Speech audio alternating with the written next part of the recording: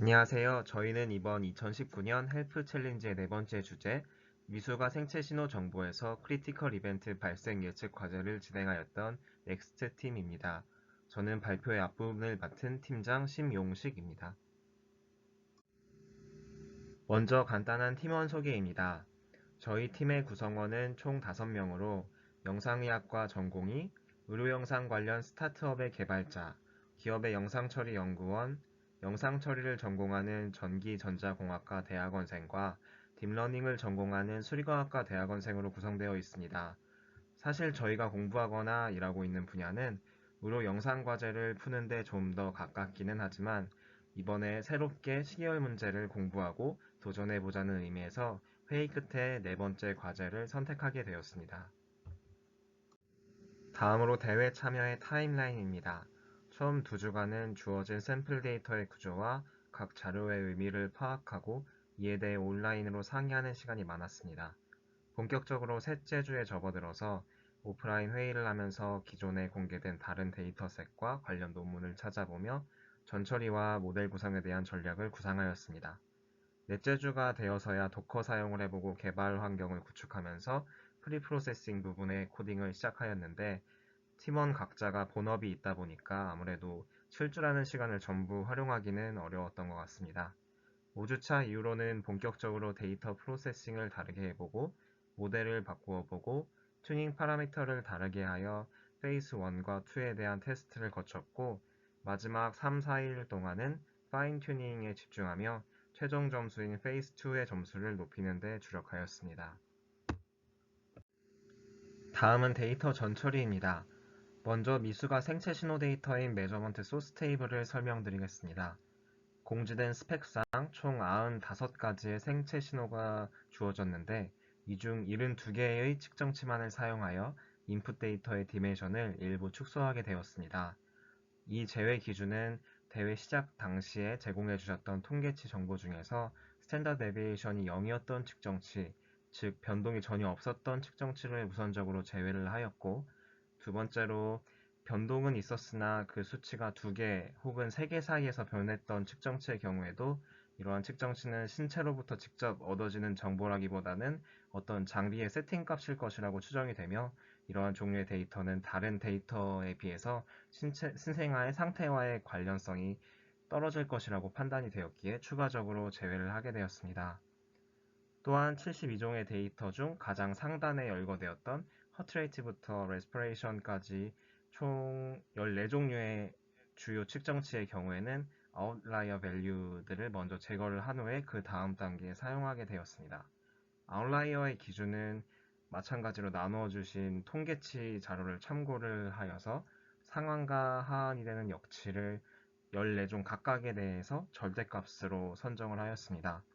좀 더 구체적인 예시를 들자면 허트레이시 0인 경우 혹은 레스피레이션 레이시 0인 경우는 사실 그 자체가 크리티컬 이벤트가 되는데 이 자료가 트레이닝 데이터라는 전제하에 이러한 0이 되는 허트레이시나 레스피레이션 레이스는 결측치 혹은 측정 오류로 간주하는 것이 합당하다고 생각을 하여서 이런 데이터의 경우 0을 일괄적으로 제외를 하였습니다.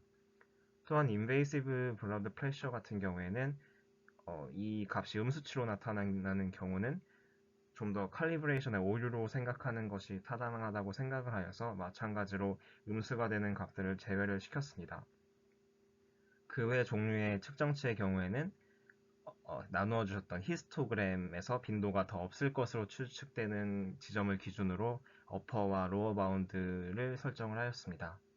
정리를 하자면 확실하게 오류로 보이는 부분이 아니면 굳이 제외는 시키지 말고 최대한 많은 부분의 로우 데이터를 모두 포함을 시키자는 것이 저희의 프리프로세싱의 방침이었습니다. 생체 신호 데이터인 메저먼트 테이블 이외에 진단명과 진단명의 입력 시점에 대한 정보를 가지고 있었던 컨디션 오커런스 테이블이 있었는데요. 이 경우에는 저희가 모델을 함께 사용해 보기도 하고 제외를 시켜보기도 하였는데 저희 팀의 경우에는 이 테이블 포함을 시켰을 때 모델의 성능은 약 비슷하거나 아주 약간 개선되는 정도에 그친 것에 비해서 이 테이블 포함을 시켰을 때 오히려 처리해야 될 진단명의 수가 183개로 이것들을 모두 바이너리 처리하는 경우에 모델이 매우 무거워진다는 단점이 더 컸기에 저희는 최종적으로 이 컨디션 테이블은 제외를 시키게 되었습니다. 그 외에 동일한 생체 신호를 의미하지만 그 측정 방법이나 측정 기기가 다른 경우가 있었는데요.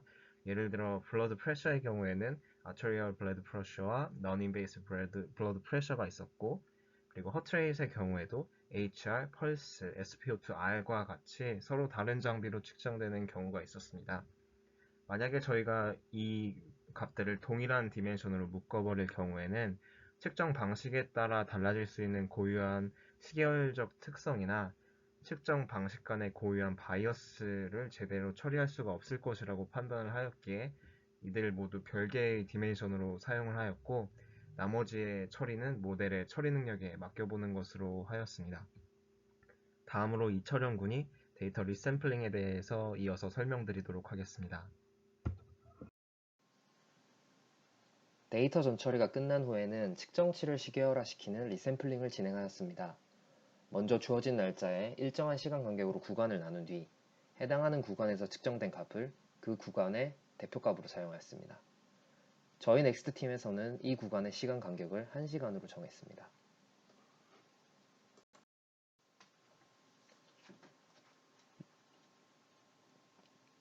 리샘플링을 할 때는 여러 가지 문제가 발생할 수 있는데요. 먼저 각 구간의 값이 여러 개인 경우입니다. 예를 들어 녹색 화살표와 같이 RR은 4월 22일 11시부터 12시까지 한 번 측정되었지만 노란색 화살표와 같이 SpO2는 2번 측정되었습니다. 이런 경우에는 여러 개의 값에 대한 대표값으로 평균을 선택하였습니다. 여기서 중간값 대신 평균을 선택한 이유는 평균이 중간값보다 아웃라이어를 조금 더 잘 반영하기 때문입니다. 저희는 데이터 전처리에서 무의미한 아웃라이어는 이미 제거를 한 상태이고, 이 상태에서 아웃라이어가 나온다면 미수가의 상태 변화를 알려주는 중요한 단서가 될 거라고 생각하였습니다. 그래서 평균을 선택하였습니다. 또한 해당 구간의 측정치가 아예 없을 수도 있습니다. 이 경우에는 분홍색 화살표와 같이 가장 최근에 측정된 값을 가져와서 썼습니다.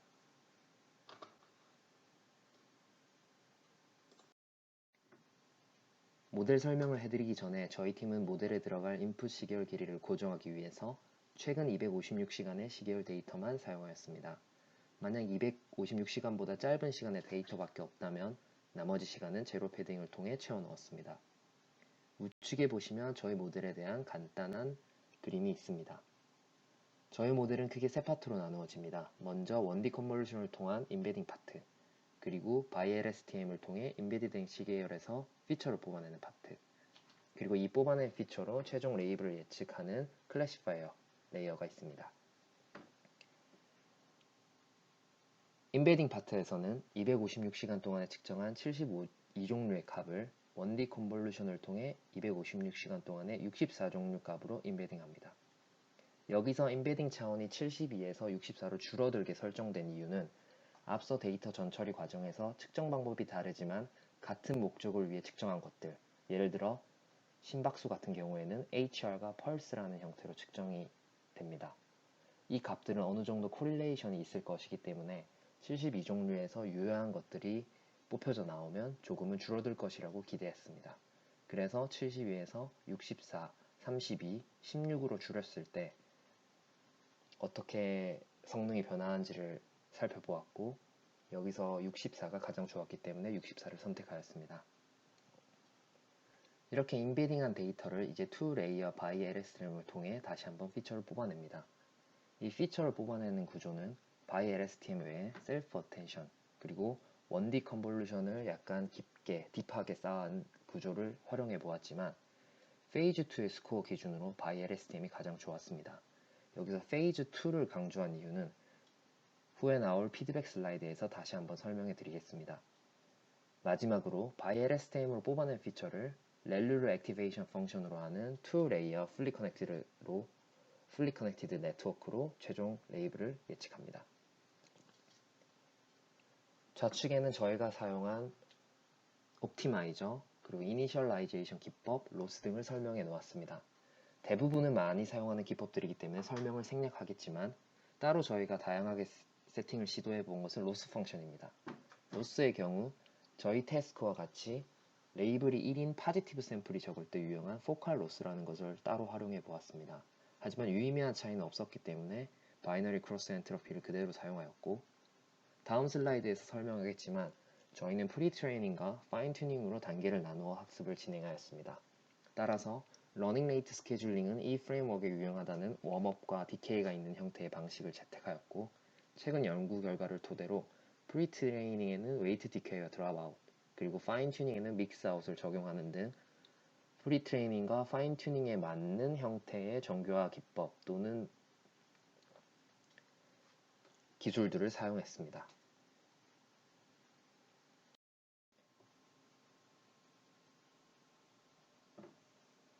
저희 팀의 접근 방식이 다른 팀과 차별화될 부분이 있다면 저는 학습 전략이라고 생각됩니다. 저희 학습 전략은 전체 학습을 프리 트레이닝과 파인 튜닝 두 단계로 나누고 각 단계에서 모델이 배우는 것을 다르게 하자는 것입니다. 먼저 저희 태스크의 특징은 레이블이 1인 파지티브 샘플이 1%도 안 된다는 점입니다. 따라서 모델은 파지티브 샘플이 어떤 특징을 가지는지 배울 수 있는 기회가 매우 적습니다. 그래서 프리 트레이닝 단계에서 강제로 파지티브 샘플을 오버 샘플링하여 한 에포크의 모델이 학습에 사용하는 파지티브 네거티브의 비율이 1대1이 되도록 조정하였습니다. 이를 통해 모델이 파지티브 샘플과 네거티브 샘플에서 유효한 피처를 둘 다 뽑아낼 수 있게 되었습니다. 실제로 페이즈 2의 스코어가 0.05도 안 되는 상태에서 이 기법을 통해 2배나 오른 0.10이라는 점수를 얻을 수 있었습니다. 그런데 이 상태에서 학습을 종료하면 파지티브 샘플과 네거티브 샘플의 출현 비율이 1대1이기 때문에 모델 후방의 풀리 커넥티드 레이어로 구성된 클래시파이어 파트가 제대로 작동하지 않는다고 생각했습니다. 그래서 추가적인 파인 튜닝에서는 파지티브 샘플과 네거티브 비율이 실제 비율인 0.5 대 99.5 정도가 될 수 있게 오버 샘플링을 하지 않고 클래시파이어를 학습시킵니다. 이때 러닝 레이트는 5분의 1 수준으로 줄여주었고요. 웨이트 디케이가 파인 튜닝에 해로울 수 있다는 최근 연구를 토대로 모든 레귤러라이제이션을 제거하였습니다. 이를 통해 아래 표와 같이 0.10이었던 프리 트레이닝 점수가 50% 정도 개선된 첫 번째 빨간색 박스에 약 0.15라는 점수로 향상되었습니다. 그리고 마지막에 약간의 성능을 더 얻기 위해서 클래시파이어의 파라미터의 변화를 최대한 억제시키는 레귤러라이제이션, 믹스아웃을 첫 번째 빨간색 박스에 점수를 얻은 모델에 적용하여 약 6%만큼 성능을 개선시켜 두 번째 빨간색 박스의 최종 스코어 0.159점을 얻었습니다. 지금 노란색으로 칠해진 점수는 모두 0일 레이블을 결정하는 스레스홀드가 0.5인데요. 추가적으로 이 스레스홀드를 레이블의 비율에 퀀타일로 조정하는 포스트 프로세싱으로 최종 0.161점을 얻었습니다. 여기서 이제 퀀타일 조정을 통해서 스레시홀드는 약 0.5를 살짝 넘는 값으로 크게 유의미하진 않았습니다.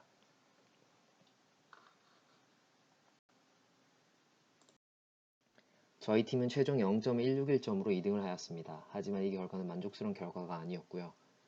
챌린지가 끝나고 팀원들과 팀 전략에 대한 셀프 피드백을 주고받았습니다. 먼저 모두가 입을 모아 최종 점수가 절대적인 기준에서 너무 낮다고 얘기했습니다. 이런 정확도로는 상용화를 시킬 수 없기 때문에 더 아쉬웠습니다. 그리고 페이즈 1에서 좋았던 저희 모델과 페이즈 2에서 좋았던 모델이 다릅니다. 이 말은 페이즈 1과 페이즈 2를 모두 잘 맞추는 모델을 저희가 얻지 못했다는 것입니다. 즉, 모델이 제너럴라이제이션에 실패한 것이죠. 그런데 이것은 페이즈 1과 페이즈 2 그리고 트레이닝 셋이 공평하게 잘 샘플링 됐다는 가정하에 내릴 수 있는 결론입니다. 저희에게 데이터를 제공한 챌린지 측도 페이즈 1과 페이즈 2의 데이터가 바이어스 없이 잘 나누어졌는지 확인하시면 좋을 것 같습니다. 챌린지 내의 개인정보 보호 등으로 인해 저희가 직접 데이터를 보고 느낄 수 없었기 때문에 데이터 전처리에 대한 고민을 많이 할 수 없었습니다.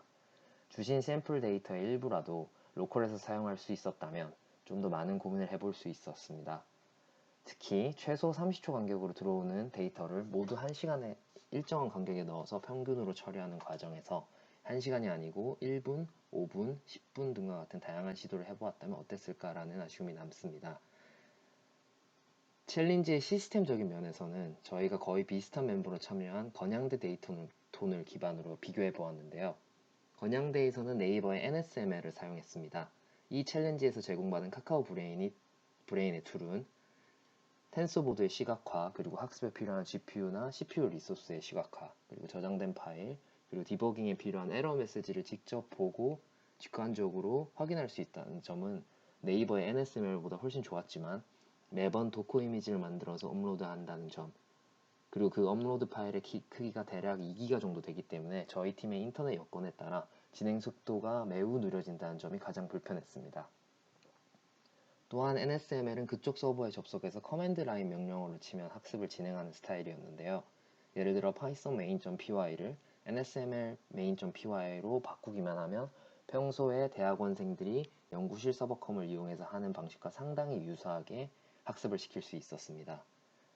저희가 대학원생이 많기 때문에 NSML이 오히려 쉽고 편하다고 느껴졌습니다.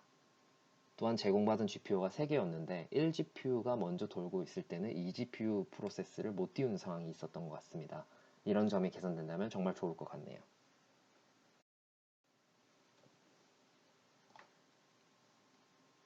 이번 챌린지를 통해 마음 맞는 친구들과 도전적인 과제를 할 수 있어서 정말 좋았습니다. 사는 곳이 각자 달라서 오프라인으로 자주 만날 수는 없었지만 매번 팀원들의 열정과 아이디어에 감명받을 수 있는 기회가 정말 좋았습니다. 이런 기회를 제공해주신 챌린지 측에 정말 감사드리고 발표 끝까지 들어주셔서 감사합니다.